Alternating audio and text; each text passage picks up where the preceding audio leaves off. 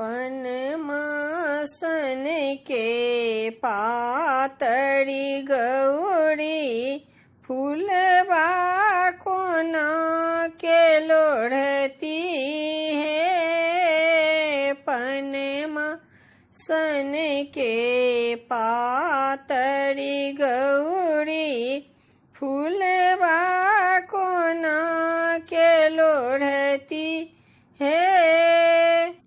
कथी भरल छनी डाली साजी, कथी भरल पन बसना है। कथी भरल छथी हमर गौरी दाई फूलबा कोना के लोढ़ती है।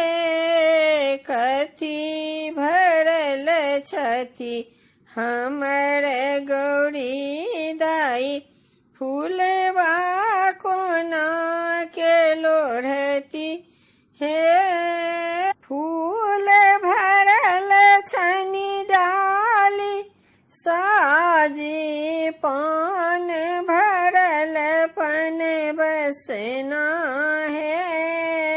सिंदूर भरल छथी हमर गौरी दाई फूलबा कोना के लोढ़ती है। सिंदूर भरल छथी हमर गौरी दाई फूलबा कोना के लोढ़ती है। पनमा सन के पातड़ी गौरी फूलबा कोना के लोढ़ती है।